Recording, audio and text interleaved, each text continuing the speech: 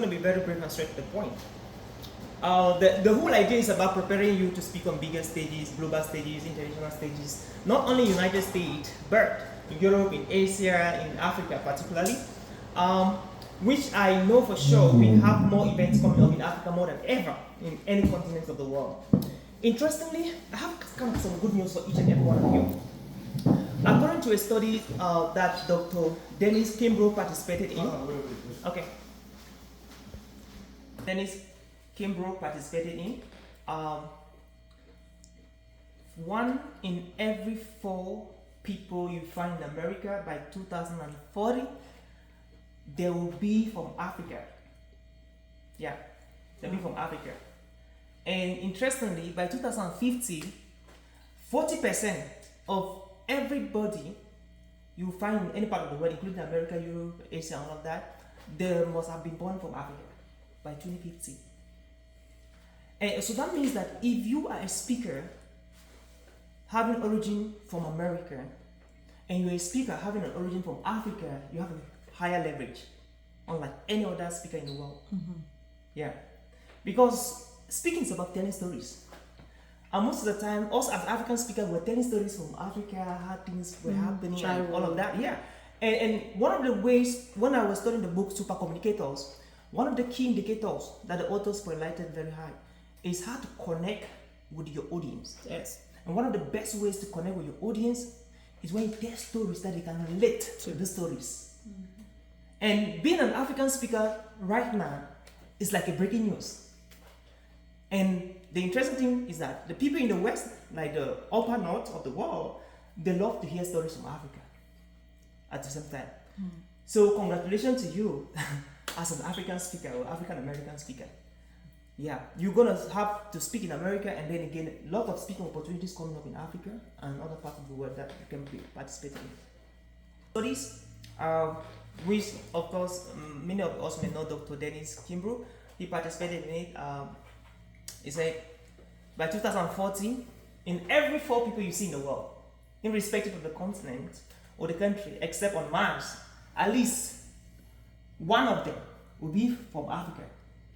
That's by 2040. And then by 2050, at least 40% of the people you mingle with them in any country, they will be from Africa. Either they're born from Africa or they grew up in Africa. And that's good news for us African speakers in America, in Asia, in Europe, in Africa, because the world is looking up to us, because we're going to take over the speaking industry. And that's why one of the smartest decisions you can be doing right now is to position yourself right now as a thought leader in whatever you're doing. Yeah, as a thought leader. And so there's something about the speaking business that a lot of us we need to understand, and that's one of the reasons why I'm here. It means that you can be very intelligent, very smart, very prolific as a speaker, but you don't have speaking opportunities. You don't understand the business of speaking. So it's a whole business. And you'll be wondering, why am I not getting speaking opportunity? Why are people not booking me? Why are people not calling me? Why are events adamant about my talent and all of that? It's just because you lack knowledge about the speaking business. So this is how it works. To start, you need to be able to have an event organization, an event host, a platform that you're part of it, that will give you multiple times, places, platforms to speak at. And if you have to look for the platform alone, it will be so exhaustive yourself. So you need to work in a system, in an ecosystem, where everything has been programmed, all the dots connected, that all you want is a call. You are speaking on this date, in this state, in this country, in this continent. And when you do 1, 2, 3, that's when the real people that need to book you will start noticing you. That's when they will start noticing you. And the more you do that, the more they notice you. And when they'll come to you, they will not be coming to you to book you as a beginner speaker, but as an established speaker. And you can charge at any time. They can pay you $5,000, $10,000, $25,000, $50,000. They'll pay you because the social proof is there. Now, what is social proof? Social proof is any gig you do, right? Like Dr. Bish, who is into a lot of MC and comedy. Anytime you have a gig, take pictures, take videos, share on Reels, share on Facebook, share on Instagram, share on YouTube, share on LinkedIn, share on Facebook. Now, the more you do that, people engage. That's social proof. Because there is no event that is very serious in the world that will book you to speak in their upcoming convention or conference if they're not going through your social media handles. They must do that. And most of the time, here's the catch. They don't necessarily look for a speaker that's the most intelligent, the most smartest. They all look for the speaker that has the highest number of followers. And what that means is that they're also looking for a speaker that can help them to sell tickets, especially in Africa. So if you're not able to sell tickets for a conference, for a convention, you may be good as a speaker, but they will not get you. That's why social proof is very important. And so the gigs we'll be doing, you have to be pushing them through your social media platforms, causing engagement and traffic. Because when they see that, they just believe that you're doing it and you're killing it. And every event organization, they want to book a speaker that's killing it. Yes, that's what they want. They want result.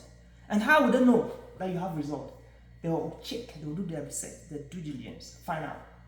Now, let me just walk you through our 4 steps. What event planners do, event organizers do before they book a speaker. Number 1, imagine that we are organizing, of course, we're preparing a conference here in LA, right? We want to do an event. This is the company, we want to do an event, okay? So the first thing we're going to do on how to recruit speakers to speak in our conference is this. We need to ask ourselves, who among us can speak about what topic? So the theme is purpose. Okay, Dr. Babish, what can he talk about as well as purpose is concerned, right? Dr. Stanley, what can he talk about as purpose is concerned, or as far as purpose is concerned, right? Dr. Stella, what can he talk about as far as purpose is concerned? Now, if we don't get each and every one of you engaged in a topic or in the theme that we need, then the next question is like, okay, now that there's nobody here who can talk about how to build purpose, right? Which is one of the topics from the team. Now, where can we get this person?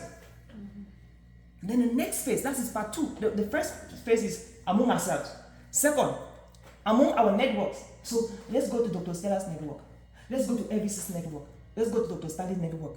Let's go to Dr. Biblis' network. Now, you will now go to your network and pass the advert. We are organizing a conference coming up in LA. We need speakers on how to build a foundation for purpose. Now, if you don't get it in our various networks, the next place we go to, out of our network, Facebook, YouTube, social media. We can make an announcement on radio. You see, so most of the time, the mistake a lot of speakers are making is that they are waiting for the announcements to be made. Whereas it's too late. It's only like 2% of the time that this announcement will always be made. Because by the time they're getting to out of the networks of the people right in the boardroom, they already got all the speakers. Yeah. You get a point? So you need to be part of the network. You need to be part of the system. If not, you will not even be able to get at the level where it is among networks of friends, of board members. That's why we need to belong to a system that will get you the gifts. So those are the 3 stages that organizations go through to get their speakers, to get their MCs, and of course to get their commitments for whatever thing they want to do. And so now if you want to position yourself as a thought leader in the speaking space, be it leadership, ethics, emotional intelligence, health, and all of that, there's something you need to do.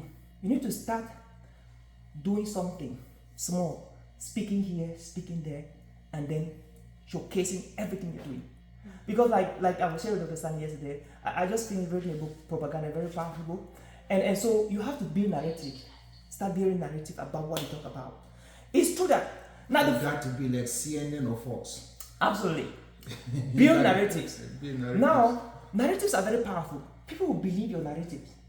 You cannot just come and surprise people like, I talk about this, I do this. No. They want to see how you've been consistently doing it. So how do you build a narrative? You need to start telling people what you want them to know about you, even before they ever believe, and being consistent at it. That's narrative. That's so powerful. And most people will believe in you, not because maybe you can deliver so well or your capacity to deliver, but because they have seen you consistently do it. Yeah. And that's when trust comes in. At first they will ignore you, at first they will like you, at first they will love you, they will start doing business with you. So you have to learn to build narratives. And the best way to build narrative is when we start doing the events and we start talking about you and you're talking about your events and you're speaking topics and what you talk about. That is how we build the narratives. And so when you continue to build the narratives, that is when they will start looking for you. The whole objective of this is that you want to position yourself. I'm not the one who said it, right? Myron Gooden said it. Some of you may know Myron Gooden, Dr. Myron Gooden. He said, as a speaker, whatever you're doing, try to position yourself in a way that people that are looking for you can easily locate you, and not you looking for the people that are looking for you. Yeah, that's the whole objective. Position yourself in such a way that the people looking for you can easily locate you, not you trying to get the people that are looking for you. And that is the overall objective of this program. So we want to position you in such a way that people looking for you should easily get you. And that's where you sell more than any other of your competitors. Yeah, if people know that I need Maggi and I know where to buy Maggi, they will go there straight away. But if there's somebody selling Maggi around here, but you don't know, you spend all your time, you never know the person. So it's about strategic positioning. And that's what we're talking about. So those are some basic things we need to understand about the speaking business. The speaking business. Now, how do we do it? The good news is that we bear a lot of systems, platforms and podcasts. Like we're running one of the most successful podcasts we ever thought about, the Global Speakers Advantage podcast. I started this a couple of years ago. We interviewed over 41 speakers from all around the world. I mean, top global speakers, international speakers. And when you appear on our podcast, the Global Speakers Advantage podcast, what that means is that you always get the recording of the podcast where you can use it to. Most of the time, this is what happens. Before they book you to speak in a conference, they often ask you videos, excerpts of what you're going to talk about. You can testify that, right? You have to send these videos. And you don't send them, they will not believe that you can deliver. Right. So most of the time, they'll ask you podcast appearances. Interviews. You see, interviews on TV channel. Yeah. So what we do with the speaker is that when you appear on the podcast, it's a 1 hour conversation. We give you the entire video that you can use it to send to anybody. And that is a sign of thought leadership. Number 2, we actually get excerpts of all the conversations. Like yesterday I was with Dr. Stanley. We had an amazing 1 hour, I think 30 minutes together. So what we're going to do, my team will edit it, give him the excerpts of the conversation. He can use it 1 minute, 30 seconds, 45 seconds, just throw around his social media. That's so powerful. Because when they see somebody else talking about you, not yourself, they believe more in what you're doing than you talking about yourself. Yeah. So the podcast is actually a platform for our speakers to be interviewed there and then shortlisted and given back to them for their social proof marketing.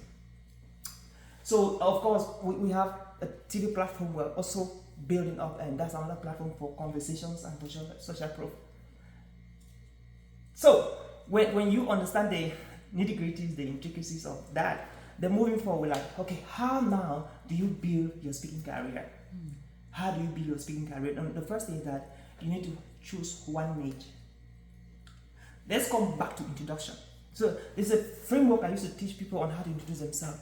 Most of the time you can go to a meeting and they give you 30 seconds or 1 minute to introduce yourself. They're like, everybody, you have 1 minute to introduce yourself. What do you say in 1 minute? That captures the key things. Right, this is what I say. My name is Oliver Nshom, right? Married to X, and we have this kid. And then I'm a global speaker. And one interesting thing you need to know about me is that I've spoken in 16 countries, written 16 books. And currently I'm running a company in the United States called TalksSpeakers.com, where we provide speakers and coach speakers to speak in different countries of the world. Full stop. I'm done. I'm done. Right. So I've talked about my career. I've talked about one important thing you need to know me for. And I've highlighted that. I've said one important thing you need to know about me is that this. And what I'm doing there, I'm giving you the result of all my works. I've talked about the result. 16 countries, written this number of books. That's the result of all the things. And I'll make myself known. Now listen, I didn't say that my name is Oliver Nshom, married XY. And then I'm a speaker, I'm a trainer, I'm a corporate trainer, I'm an author, I'm a podcaster. One important thing you need to know about me is that. No, that's not what I said. You know why? Because when you're introducing yourself and you give number 1, number 2, number 3, right? In 2 minutes time, people can hardly recall all of those things. Scientifically proven. But when you give just one thing, based on the environment where you are, that you want people there to know you for, they can recall it even after 20 days, 1 year, when they see you. And that's very important for strategic positioning. What that means is that when you're introducing yourself as a speaker on the stage, wherever you go, there is a way you should do it. Pick out what you do and you want the people there to know. Pick out what actually is standing out. You want to sell at that event. Talk about it only. And then your transition statement, like, one interesting thing about me is that talk about the result of that one thing that you want people to know about. Then, when you're done, people walk up to you and say, I would love you to teach me this. I would love you to work with me in this. I would love you to teach me this. I would love you to work on me in this. That is exactly what happened to the Elvis. Because they've been captured. They've been captured. But when you say, I am an MC, I'm an author, I'm a mom, I'm a speaker, I am this, you're confusing their brain. At the end of the day, they would pick nothing. But when you just say, I'm a speaker, a keynote speaker, and I talk on intelligent performance, I talk on leadership, I talk on mental health, voila, people know that this is what you do. And when you go now to the result, you tell people that for the past 5 years I've been doing this work, I've been able to speak in 5 conferences in 3 continents, Africa, Asia, and United States. And I've reached out to over 3,500 people. And I'm currently coaching over 500 of them. That's very clear. And people can connect with that. So somebody who needs your services now know that if I want this, I go here. If I want that, I go there. That's very important. That's the same thing that you have to do with the business right now. So let nobody ever get confused between what you are doing and what X is doing and what Y is doing. Let it be so clear. So that's why when you ask me what do I talk about, I don't tell you a lot of things. I say I talk on greed. Yeah, resilient. That's my topic. That's my topic. I talk on resilience. I don't say I talk on leadership. I talk on team building. I talk on this. I just say I talk on resilience. So if you have anything that has to do with resilience, that is my space. That's where I fit in. Now it's so clear to people. They're like, okay, we need a speaker on resilience. And the good thing is that when people know you for one thing, the moment they invite me to talk at an event in Singapore, in Germany, in Africa, and I know that it's about what you do, mental health, that's unique, I'm like, well, I know somebody, a colleague, who is very good at it. And I'm recommending you. Now, the moment they call you to talk on resilience, and in case that's not what you really talk about, you recommend me, right? Or recommend Dr. Stella, Dr. Stanley. That is the system we already built. Where everybody is busy speaking. So when it comes through you and you know that he deserves it better, you recommend him. And that's the same thing that other people will do to you. And that is how you'll be busily speaking. It means that some people will be doing your marketing that you have no idea about it. That's it. That's why we need to pick a niche that we're really passionate about. And it also has to do with our story. What is the story? Yeah. What is your origin story? Yeah, like I just shared my origin story with you, Dr. Stella, right? And I'm like, you see resilient, right? Great, and I'll focus on all that. That's why I picked the topic resilience. So what is your origin story? What is the story you want to show on the stage that people can connect with you on? Because it will always stand out. You don't need to fake it. Some people say fake it until you make it. No. You just have to Fake it read. until you make it. Right? You don't need to fake it. Because if you fake it, people will know. That's TB Joshua. Yeah. If you fake it, people will know. So what's the point? The point is that pick what is you. Is you. That when you walk to the stage, if you don't say anything, people will feel it. That they have heard your story, they have seen your story. That's so essential. So that's the first pillar. Pick a niche. So I hope as I'm talking right now, some people are already thinking, what's my niche? No, yeah, Elvis is absolutely thinking, because Elvis is very, very much like I'm seeing. He's not seeing me. Elvis has this book, The Power of One. As a matter of fact, it's your one thing, you know. So he's been speaking on that one thing recently, and that's his latest book has been the one thing. When you get to talk to him, you know, you guys will talk here. The Power of One thing. Okay, just a quick exercise. Let's hear from Dr. Stella. What do you think? It will give you, excuse me, for our upcoming conference in Los Angeles, it will give you 45 minutes, because speakers prepare for 45 minutes to 1 hour. Most of the time they'll give you just 30 minutes, but you have to kill it. Even if it's 10 minutes, kill it. Because there's no rehearsal on the stage. Yeah. You just have to kill it. You never know who is in front of you watching at you. Right. All right, if you're giving 45 minutes, why will you say that in generations, in centuries, people will live to remember that particular talk that you did? Literally, like, I have a dream. That one day, my 4 little children shall live in a country where they're not going to be judged by the color of the skin, but by the content of their character. What will be your own niche? So I will focus on talking on mental health, but specifically depression, because I came out of depression, and the reason for my specialty to focus on psychiatry mental health is because I came from a place of darkness into the place of a marvelous light. God pulled me out of darkness to a marvelous light. When I was age 18 years old, I went through a traumatic situation that I was so depressed, almost committed suicide, and it was for the grace of God that God now pulled me out of that I have so much passion to focus on mental health, that I've had so much success in my practice. I've seen a lot of, most of my patients that come through depression, they suffer from a lot of traumatic situation as well that they have faced in their past, that through my counseling, not only using medication, but through counseling, they have come out of depression in a very, very successful way. So I will focus on depression specifically. Wow. I love that. I can feel it. Do you feel it? Is anybody feeling her when she's talking? Of course. Yes, thank you. It's just natural. You don't need to feel like, I just feel that this is true. Right? Okay, thank you. Yes, Elvis, what will you talk about if you're giving 45 minutes for our upcoming conference that we're going to be having here probably in 2 months' time? Wait.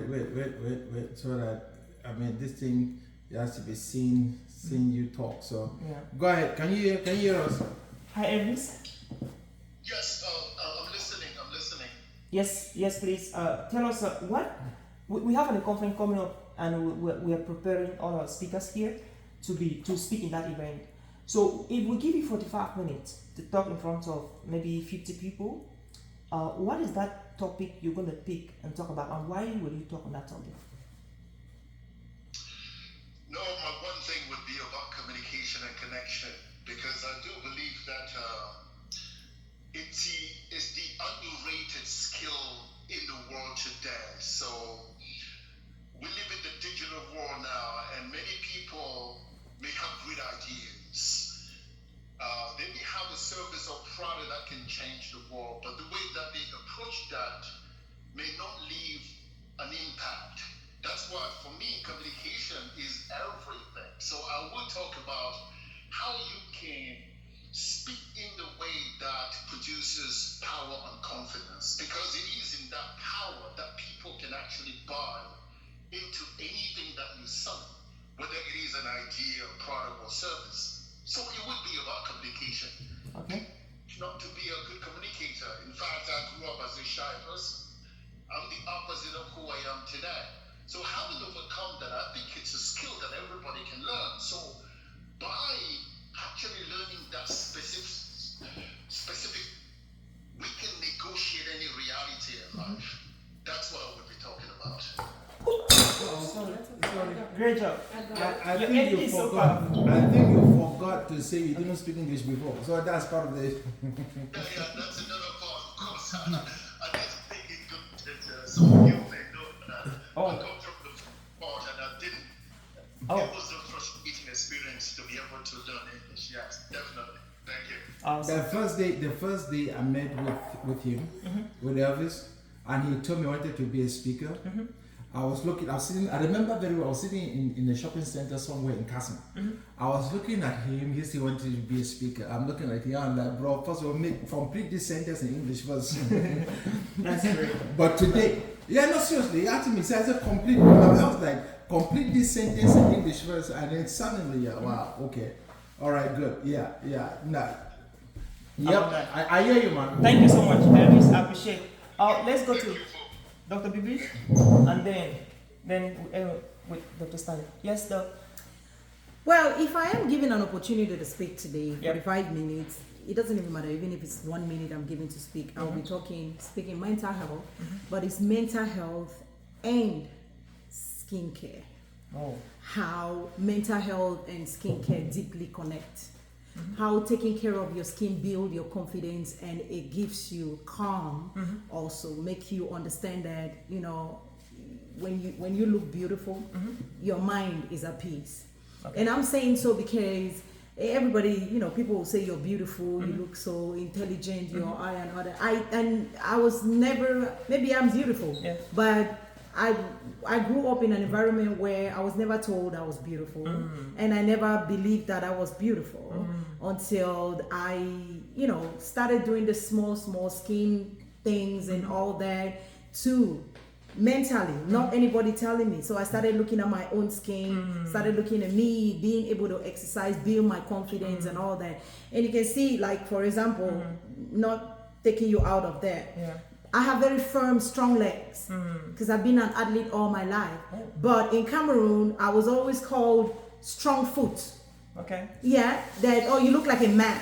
Oh. But until I left Cameroon, I went to Spain the first time, and I was told that I'm beautiful, looking athletic and firm and all that, look beautiful. Then I began to like, so these people have put this in my mind all these years that because I'm a strong woman, I'm not beautiful.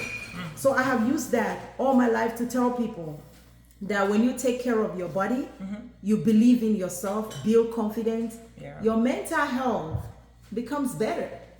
Because there's so many women and men out there who don't take care of themselves, and they believe that they are ugly for one reason or the other.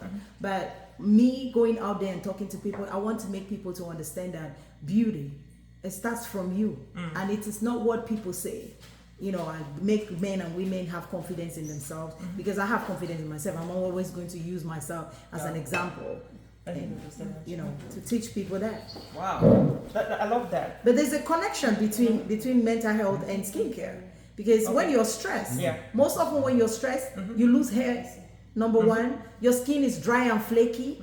But when you sleep well, imagine you're not going through anything and you sleep well, there is glow on your face even when you don't apply lotion. You understand? So all those things are what I want to talk about and let people understand that there is more to mental health than you just maybe having financial issues or having schizophrenia or depression and all that, because all those can build with the fact that you don't take care of your skin, self-care and mental health. Thank you so much. That's a brilliant conversation that we'll be having. That's beautiful. Thank you so much, Dr. You're Bibi. welcome. Yeah. You see, we're already getting the speakers, right? Okay, let's hear from Dr. Stanley. Yes, sir. All right. So if I was going to do this, I'd probably be saying that we should turn to John 3:16 or something. Man of God. Who knows, man of God? This is not. I'm just joking. Yeah. So for me, I'm actually going to talk about something that I've been working on for a couple of years now. I'll talk about the, if I was going to preach on the ability that we all need to learn to dance. I think I've actually started developing this, that we all need to learn to dance. And the reason for my ideas about dancing is because I look at it from its anthropological outlook within the context of Africa, especially West Africa, the Bantus, that when we dance, nobody dances alone. So we dance, our dances comes in forms of celebration, either at the death celebration, or we are dancing because we are celebrating the birth of someone or something that has happened in that community that's quite good. So we do dance. So dancing means unity. It means the fact that people do come together. So, but when anyone dances, nobody dances alone. We dance. If you start dancing alone, you look awkward. In our cultural, associations, we do dance. Commitments rather, we do dance in a circle. And when we do dance in a circle, we dance counterclockwise. I think it's very important because, we do not understand exactly why we have to, instead of dancing clockwise, we actually go counterclockwise because we basically go within the primordial nature of things. So we dance with the patterns of life. If you look at the revolution of the world, if you look at, all of our seasons, they actually do not flow clockwise, they actually flow counterclockwise. The rotation of the earth is a prime example of that. But what is also important in that is, obviously someone starts the dance, someone is the leader, and then sooner or later the leader disappears. If you are that good, then you will have absolutely replicated yourself with everyone in the dance group, right?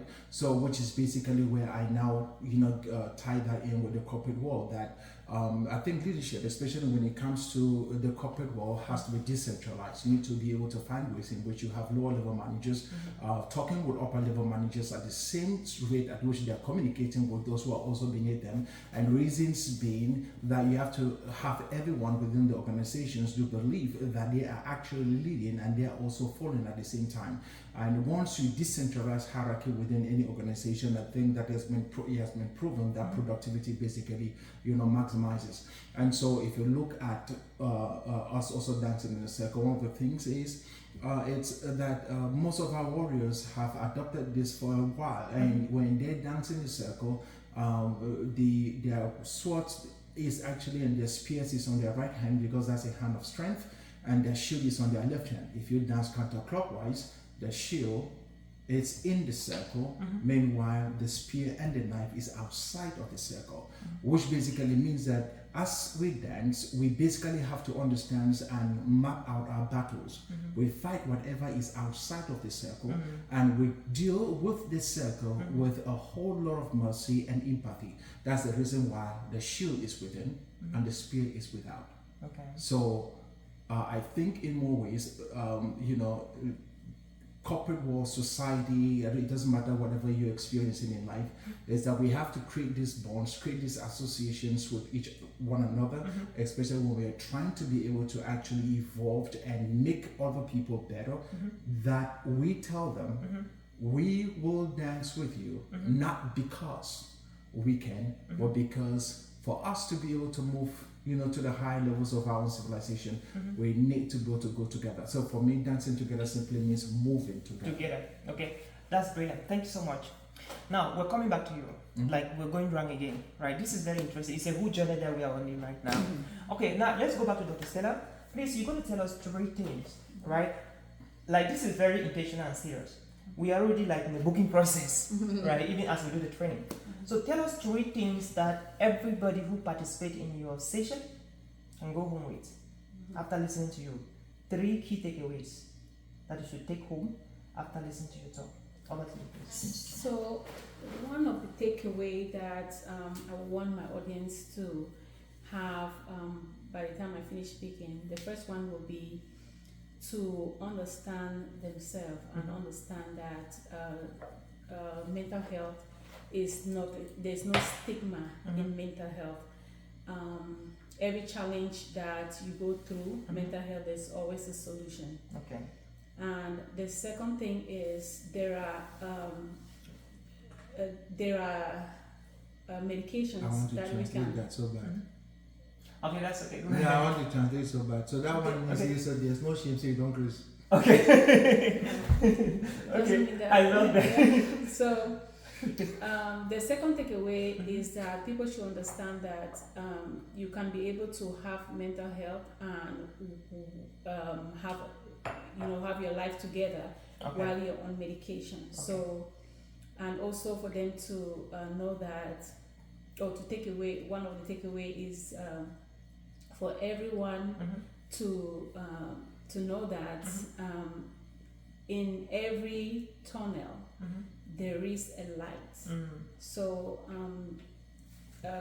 killing yourself during depression is not the key. And they how can I put it? So when you're down or when you're depressed, I want the audience to know that you can come out of that depression and you can be used as one of your greatest strength. Your greatest strength can come out from your depression or from your mental health. And because that's where I'm coming from. My greatest strength is coming out from mental health, from depression. I love that. 3 big lessons. Everybody got the lessons, right? Yes. 3 big lessons. Thank you so much. This is exactly what event planners do. They get the lessons. They get your session, they get your lessons. If your lesson doesn't make sense to them, doesn't align with your topic and the expectation for the seminar, it is a yes or no. Right there. Alright, so you're connecting, at least you're connecting to the purpose conference. Your 3 key lessons are connecting to the objectives you want to attain in terms of overall objective. Alright, let's move to Elvis. So Elvis, share with us 3 key things that you expect everybody to walk away from the conference with, from your session, 45 minutes talk. It's going to be like a TEDx talk kind of standard. Yeah, the first thing that I would, that people would take away is the know that communication and public speaking, it's a skill that anybody can learn. Anybody can learn. Nobody's born a speaker or a great communicator. It's a skill, like learning how to play the piano. The piano. That's a thing that I want people to learn. Okay. The second thing that I want people to learn is the voice is their superpower. How the voice can be a superpower? Because the voice is an instrument. So by using your voice properly and in the way that it can impact the world, as I mentioned at the beginning, you can negotiate almost any reality in life. So knowing that your voice is your superpower, in fact, the only superpower that you do possess, you can stop to harness its properties, the way that you can actually use it to make that impact. The last thing that I want to say is that confidence is also a skill that can be learned. Nobody is born super confident. We can learn how to stand in our power and transform our insecurity into power. So that the third thing that we want people to take away, that it doesn't matter where they are in life, it doesn't matter what they do in life, their confidence would actually take them to that next level of life that they desire. So the first thing is that speaking or communication is a skill that anybody can learn. The second thing would be that the voice is their superpower, and the third thing would be that the confidence is also a skill that them to the next level of life, whatever that is. Thank you so much, Elvis. Great job. Great job. Now, thank you so much. Let's go to Dr. Bibish, right? Tell us 3 things that you want our 70 or 50 people to leave there thinking about that. After delivering whatever thing I had to prepare for them, especially about mental health, the connection, the deep connection between your mental health and beauty or skincare. The first thing would be that their mind is a tool that they will have to learn how to use it. Because if it's your tool and you allow some other person to use it for you, they will teach you wrongly. Okay. You must be confident in your own skin, first of all. Using your mind the right way and developing the confidence. Just like Elvis is mentioning, nobody was born with confidence. But you should know about yourself, first of all, and don't let the world, because whoever controls your mind controls your world. That's how it is. Who controls your mind controls your world. Yeah, propaganda. You can never allow anybody to control your mind. Your mind is yours first. I was told that I have strong legs. It's not beautiful. Until I came out to the Western world, then I found out that the most sexiest thing on my body is my legs. Before any other thing, even before my face. They see my legs first before my face. So the second thing will be, the second thing is that confidence. You must build it by yourself. You have to build your confidence. And the third thing is, in order for you to have control over your mental health, make sure that you look at your wellness procedure. Whatever thing that you're applying on you, whether it's weight loss, whether it's going to the gym, whether it's massages, whatever you're doing, you have to apply both of them together. I love that. Wow, this is so incredible, man. All right, Dr. Stanley, over to you. So what are the 3 things you expect everybody to walk out from the hall with, from your session? The first thing would be that you can actually master you can become that disciplined that it becomes second nature to who you are as a person. Okay. And the reason for that is because, believe me, it's a lot of commitment to be able to get into a situation where you, for example, I was talking about dancing, that you decide to be able to move your body in a particular pattern and learn from some other person that discipline actually does matter. And then the second thing is that you have to learn how to associate yourself with people who you want to be like. And the reason for that is because when you do dance, you have to find the person who is better than you to dance closer to the person who is better than you, so that you can learn the dance steps. And that's what happens when we dance in the circle, we dance in that communal setup. The third thing is you are as good as the last person who you are dancing away from. Reasons being that in any dance circle, you are closer to the best dancer as much as you're also closer to the worst dancer, which means that you have to learn how to be that gracious, knowing very well that you can be able to dispense a lot of the skills you have learned to somebody else or to a group of people who are around you, without necessarily being quite mean and demeaning other people because they are not at your level. That you have to be just that gracious. I think that those will be the three things that I basically dispense, and you can push this into the corporate world, which is primarily where I drive my ideas and talks to. Okay, I love that. Excellent. Now, this is getting very deeper, right? We're going deeper. Now, let's move on to the next phase of this conversation. The next phase is going to be a little bit more disruptive than the previous two stages. Now, please look at me, right? Look at me. For those who have been observing me, you see, there's a particular way I'm standing here. Sorry. Right. There's a particular way I am standing here. So everything is designed. You see, the way I'm standing here is designed.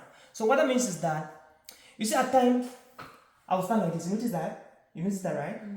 I will stand like this. At times I will stand like this, right? At times I will stand like this. You notice that? That's design.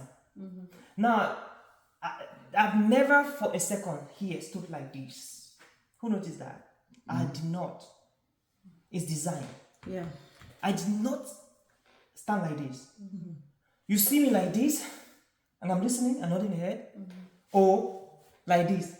That is body language on the stage. So what happens is that when you come to the stage and stand like this, you're already failing your audience. Yeah. Like you're not confident in what Yes. you're going to deliver. That is already communication, even before you open your mouth.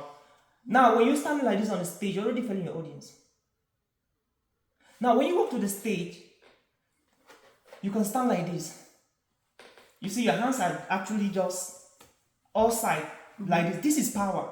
There's a way that you can stand and somebody sees and know that you're a boss or you're a leader. You're not a leader. And it's very important that some of you that own companies, you know this. So that when you're working with your people, there's a way you stand. So when you're talking about standing like this tells you that I'm a leader. Like I'm a boss here, in quote, right? That's why I will stand like this. And so I will stand like this. You see, this is also very important. I'm listening. Like I'm actually in control of the conversation. This is different from standing like this and you're talking. You get a point. Right. All right. So you're going to come up here now and talk. Right. Everybody, you will talk. And please, one of the greatest mistakes you can make as a speaker that will ruin every iota of intelligence in you that you had to push out to the people is within the first 10 seconds of your presence on the stage. The first 10 seconds dictate the rest of your hours or minutes. Now, if you come up to speak here, immediately arrive here, you're like, hi everybody, I hope you're excited to be here today. My name is this, I'm going to be that is wrong. That's rubbish. Because you're anxious. And audience, they hate a speaker that is too anxious. They hate it. Because audience want you to be calm, poised, composed. That's maturity. But when you're like, they're like, oh my gosh, they cannot get you. You're too loud, they can't hear what you're saying. Yeah. So when you walk to the stage, when you walk up to the stage,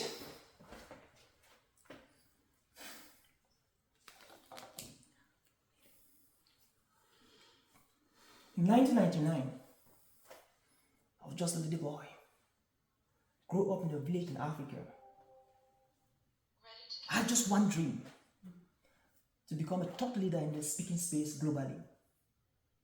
When I started sharing the dream to my parents, teachers, none of them believed in me. To the extent that in 2005, when I shared this, when I was in middle school, everybody laughed at me, ridiculed, mocked at me, and embarrassed me, plus my teachers. But I did not give up. I kept going. You see what I'm doing? Is that making sense to you? Yeah. This is very mature and professional. So this is when you do like this, that's when you know that that's the speaker that will love to book again. There's a difference between the two. You notice the second time I came to the stage, look at how I'm projecting myself. In 1999, you see what I'm studying? Yeah. I started with a story, and I thought, that's so powerful. And that 10 seconds is, everybody's like, woo, bring more, bring more, bring more, bring more. There's somebody who is very smart, who comes up and says, in 1999, I had a dream. Calm down. You get the point? So when you walk up here, as we're going to do that in the next seconds, the first 10 seconds, you don't have to say anything. All you have to do is to look at the audience. Smile and frown. Smile and frown. If you can. If you cannot smile and frown, just be neutral, but don't say a single word. Just stay calm. Now, 3 things are happening. Number 1, the audience are already perceiving you that you know what you're doing. And that's the first impression. Because first impression matters a lot in everything we do. Number 2, you are giving your audience the opportunity to acclimate. Many of them are on phone trying to send an email, urgent email, pick a phone call, do something, adjust themselves, put themselves together. But if you rush, you are making them to be anxious. But if you maintain the silence of 10 seconds, they will cut off from their break, mental break, psychological break, physical break, and they will put their focus on you.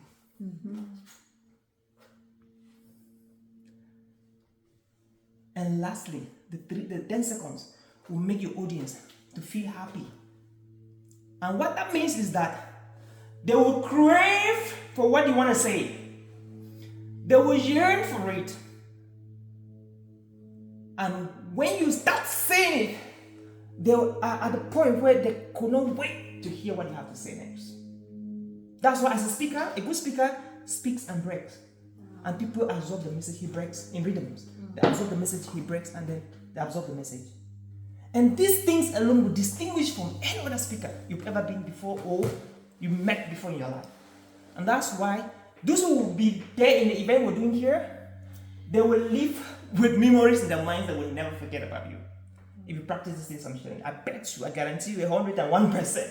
You practice these things, your speaking career will skyrocket. So at this point, without any, I say again, you're going to walk up to the stage and speak to us. Now, listen to the instruction, please. You have 5 minutes. You have 5 minutes. Now, this is what you're going to say. You maintain acclamation like what I've just said, and then you are going to tell us a story about your keynote. That's all I want to do for now. Don't speak to us about that topic. Tell us the story behind the keynote. Why you want to speak of communication errors, right? Tell us the story. And then you tell us the story about the mental health. Just tell us the story.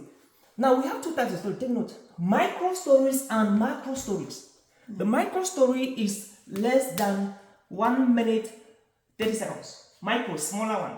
Macro, right? Yeah, Micro, smaller one, right? Macro, bigger one. Is that's a 5 minute story or less or more. Micro and macro. So you can choose the story you want to share us. Is it? Most of the time I bring in micro stories when I'm trying to explain the point. I want to relate with the story. That one you can just put it in the middle of the conversation. But here you're doing a macro story, bigger one, 5 minutes. Tell a story behind your niche, behind your niche, behind your niche. That's all we want. We just want to see our ability to tell a story. Remember to pause when you give a strong punch. Let the audience absorb it. Give them time to absorb it, and then you continue. That is mastery. All right. Without any waste of time, okay, I'm going to introduce you, right? So you walk off the stage. Remember, most of the time, some people run off the stage like Obama. That's okay, you can do that. But once you're on the stage, you see, this is what I expect you to do on the stage. All right, ladies and gentlemen, put your hands together for no any other person bird, the one and only Dr. Stella.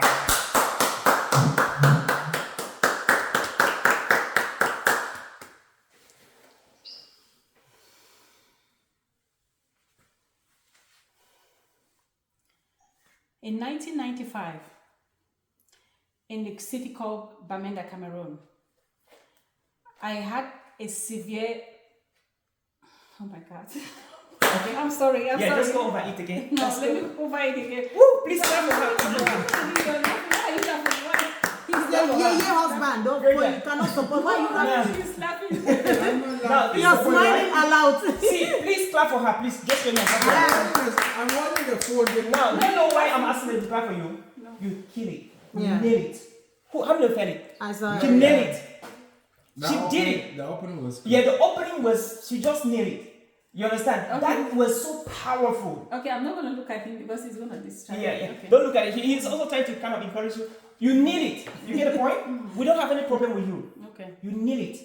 Like, I was so impressed. You notice what she did, right? Yeah. That opening like that was so opening. powerful. Okay. You nail it. So you just have to breathe in, breathe out, and then that's good. Okay. All right. Okay, you want to go back again and come? Okay, great. Yeah, remember that. Great. Ladies and gentlemen, put your hands together to the one and only Dr. Stella.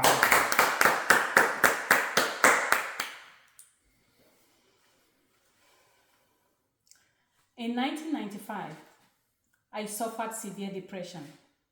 It happened that I was invited in the governor's house for a party. My girlfriend and her boyfriend were invited. When we were invited, one of the things that my mom told me prior to leaving the house to the village was that I should not leave the house. I should be able to watch over my younger siblings. My girlfriend and her boyfriend, they went to the party. When they went to the governor's house, they were asking for my absence. As they were requesting for my absence, little did I know that they had planned something for me. When the party was over, my friend and her boyfriend came to the house. They told me that my absence was noticed, and a lot of people were so angry about it. Little did I know that the poison that they had meant for me, they gave it to my friend. 12 hours later, my friend was rushed to the hospital. She was pronounced dead. After autopsy was done, they knew that she was poisoned, and the poison was from the governor's house. Being the kind of culture that we come from, their parents started investigating the issue, where the poison came from, and they had to. They were told that there were two friends of ours that were very jealous of us. They meant that poison for me because they hated me. They hated me as a result of the school that we went to. They knew that I was intelligent, and they knew that I was going to make it to the university. They were not going to make it to the university. They planned the poison for me. Since I was absent in the party, they gave it to my friend. My friend ended up dying. With that, I went through severe depression because I loved my friend so much. During that time, during her funeral and burial, it was a time that I went through severe depression that I almost took my own life because I could not see myself living without my friend. We were always together. On that very night, when I was supposed to take rat poison to eat and kill myself, one of my cousins came to my house and told me that the only thing I could do was to go to church and give my life to Christ. I ignored my cousin. My friend came the next day and told me again that I need to go to church. That was when I made that conscious decision to seek the Lord's help. In Cameroon, where I come from, there is no medication for depression. There is no medication for anxiety. A lot of people who suffer through mental illness do not have an opportunity for treatment or therapy. Jesus became my therapy at that time. I gave my life to Christ. I became a born-again child of God, and I seek God's help. God delivered me out of depression. And in 1999, when I came to the United States, I started pursuing my career in nursing, knowing fully well that my passion for nursing came as a result of going through a dark depression. My goal was to become a nurse practitioner so that I can be able to go back home and open or establish a clinic where I can be able to treat people that suffer from mental illness. By God's grace, the depression that I came from, I was able to overcome it, have a career, now a nurse practitioner. And at this point, God has called me to have my own practice. I am practicing and I'm seeing so much success in those who suffer from mental health issues, especially depression. Most of my clients that come, when I prescribe them medication, I also give them therapy. And so many of them, they have actually confronted me after 3 months of treatment and therapy that they don't want medication anymore. They have overcome depression. So I think that it is very, very important that when we go through our depression, the first thing is not to think about suicide. Suicide is the last option. From a place of suicide to a place of owning a practice, I think that God has actually used me to be touching the lives of others. So thank you very much. What do we do? Yeah. Man, That was it. I gave the whole talk. That was it.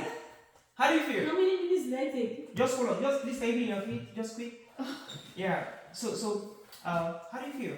Maybe I you just feel want to anxious. breathe in and breathe out. Yeah, I feel anxious. Okay. I don't know how I did because there are so many. I cut the story. Yeah. I cut a whole lot of the part of the story. Mm-hmm. So, but I don't know if the audience are able to pick some key points. So I don't know. That's amazing. I love that. Dr. Stella, you did a great job. How many of you agree that she did a great job? Excellent. Now, you see, that is the power. So you already have everything inside you. We are pressing the buttons. That's what we're doing here. Just look at how you killed everything like that. I was seeing the person like, whoa. You're killing it. It was like a who conference or TEDx talk that you were delivering. That's how I was killing it. All right, let's dive straight to Elvis. And I love your body language, you know. Thank you. You're the boss here, like seriously. Okay. Okay, over to you, Elvis. Our first speaker just killed it, so you should set the standard very high, by the way. Okay. You have 5 minutes. Yeah. Oh, but it's just gonna be the voice, I'm supposed, right? Yep. Because my physicality would not show any. Yeah. At least we see the upper part of you. So, what's the question? I'm sorry. You have to tell your story why you want to talk on communication. You have 5 minutes, sir, and the time begins right now. Okay. It was early morning at some college. We were studying a poem in my English class, and my professor called my name to read a passage in the book. That's when all hell broke loose. After that, I grew up in the small village of Cameroon. You see, when you lack so much praise and somebody give you praise, you want to do more of that. Mm-hmm. So I wanted for somebody to say, oh, you do have a great accent. Oh, your voice is wonderful. I was fishing out the praise, but that led me to a path of wanting to do more of that, to speak up in class, to ask questions, even outside of class, and start to say more in the group setting. And I started to realize that there was something that was actually being birthed as a result of taking that action. So, you see, even though I grew up as a very shy person, as a very timid person, I've always admired eloquent professors and teachers. I grew up with the kerosene lamp. I didn't have the chance to be able to read, do long hours. But for me, I have to put my ears in class in order to understand my teacher correctly. And those teachers who were able to eloquently explain courses in the way that I can seize it at once, I used to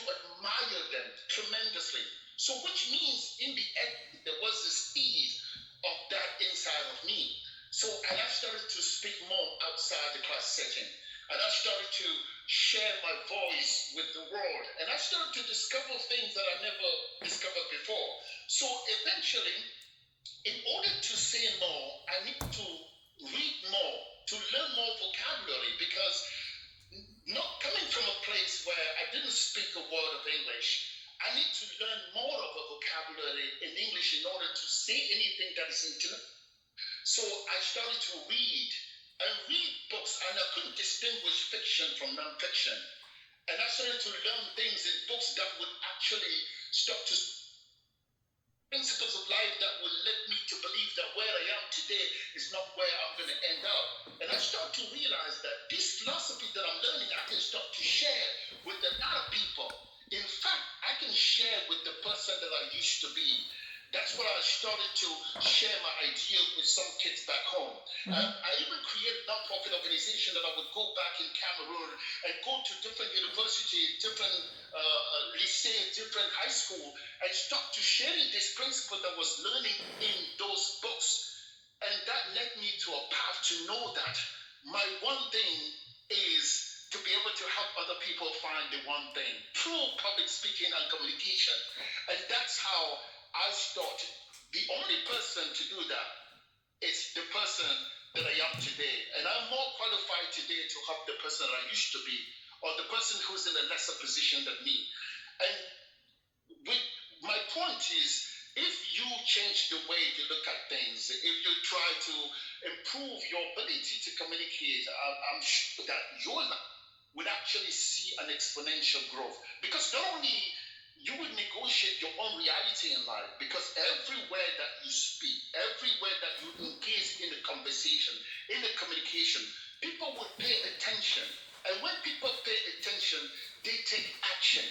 So that's why I believe that communication for me is the only thing that matters most for me. And by bringing that to the world, helping people to see the value of communication, they can all elevate their own life through the means of communication, through sharing their stories, through sharing the ideas, expressing themselves, not being looked over in boardrooms, in different settings, whether it is job environment or any environment. So it is important to master this skill in order to become the person you really wanted to become. So that's a little bit my story. Okay, that's great. That's a good background story there, Elvis. Great job. Can you clap for Elvis? Great job, guys. Yes, sir. You ready to do your own session? Okay. Right, yeah.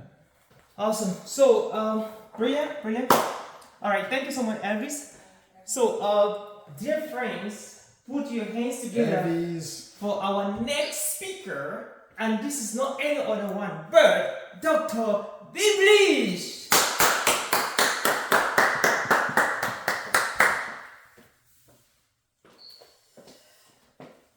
Ooh. Wow. Okay. How many of you here have ever asked yourself questions like, why, when you're stressed or under pressure, your skin looks somehow? Or when you find yourself well rested, you see that there is a glow on your skin? Well, that is because there is a deep connection between your skin and your mind. Now, when I came to America in 2007, I never suffered from, acne, or you call them wild pimples or something like that. But somehow, when I lost my dad in 2011, I think I went through some stress, depression. I don't know. I was alone. I didn't have anybody to cry with me. And being in the house, knowing that my brothers and sisters are back in Cameroon mourning my dad, the family is together, and I'm the only person. I think that stress, I can say I was depressed, or somehow, I don't know, I was really sad. And that affected my skin so seriously. I had breakouts everywhere. My back, I had pimples on my back or acne. You know, I don't know if it's psoriasis, you can call it, but I felt terrible. And I walked, you know, without prejudice or, you know, or talking about it, bringing down anybody's race. I walked to a skincare place at Long Beach, you know, trying to ask how they can, I wanted a simple facial to find out how they can, you know, help me as a black woman with my skin, with that acne and all that. And Jesus, I came out with the worst skin complication you can ever have. That is because those women never went to school to take care of a melanin skin type like mine. They were Asians and white, so I don't think they had ever known what to do for my skin. So they just applied the regular skincare that was supposed to be done with every other person. But I had complication and my skin became worse. And guess what? I went home sad, even more depressed than I was. I didn't see myself as I was a beautiful girl because I had all these kick-up makeups trying to cover this. And I decided that I was going to, you know, investigate, try to do research, try to take care of my own skin. I applied all types of home remedies. It didn't work.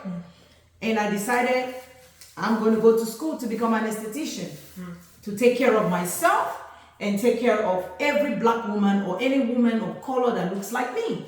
And I did that. Guess what? When I took care of my skin, I realized I don't have pimples. I did all these. I felt happy. My skin was not only glowing, but I was free. I was no longer stressed. I was no longer depressed just because I consider myself beautiful.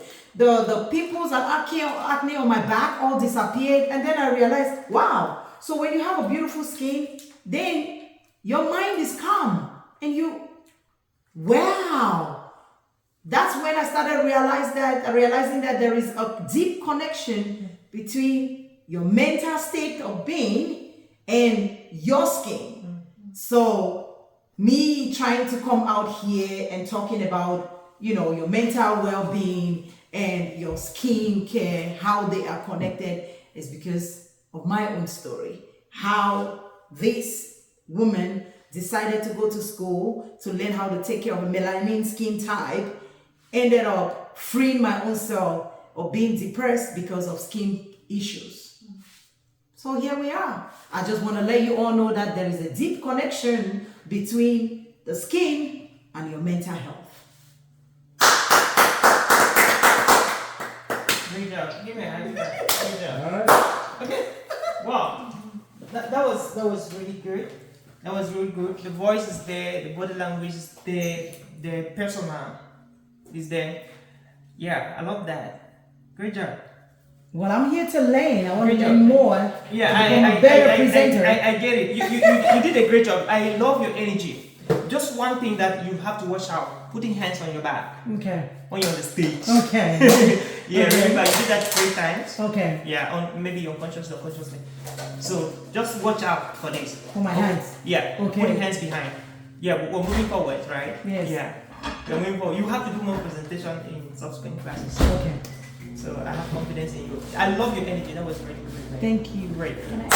Yes, please. You can go and yeah. Alright. Let's go to our next speaker. I said, what are you doing? What are you doing? I'll hold this thing first. Ladies and gentlemen, put your hands together for our next speaker. And this is not any other but the one and only Dr. Stanley von God.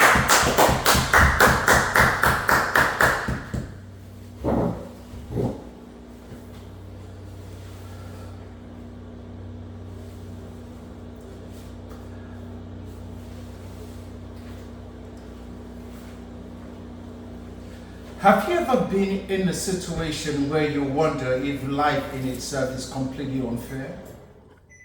Have you ever wondered for a minute if somehow life is so not kind because of the place in which you were born? The year is 1983, I'm growing up on a small village on the west coast of Africa in a small country, nestled right in the central west part of Africa called Cameroon. This is a beautiful nation. It's known as Africa's in miniature because the continent has all the geographical landforms you will find everywhere else on the continent of Africa. So in most ways, if you really want to visit Africa, just come to Cameroon. You would have seen everything that Africa has to offer. The year is 1988, the year is 1982. I am just 7 years old, and I am watching an old man who was living just across the street from us, and he's having a conversation with a European who was looking for a handicap center nestled in Bali, Cameroon, West Africa. Here was a reoccurring theme that will occur every single time a tourist came down my street looking for the handicap center, a place where some of Africa's beautiful artifacts and woodworkers and carvers will display most of their treasures work. The tourists look at the African or the Cameroonian and say to that person in my village and say to that individual, where is the handicap center in the English language? And what do you think the African would do? So this young African or this old man will respond, I not sabi English.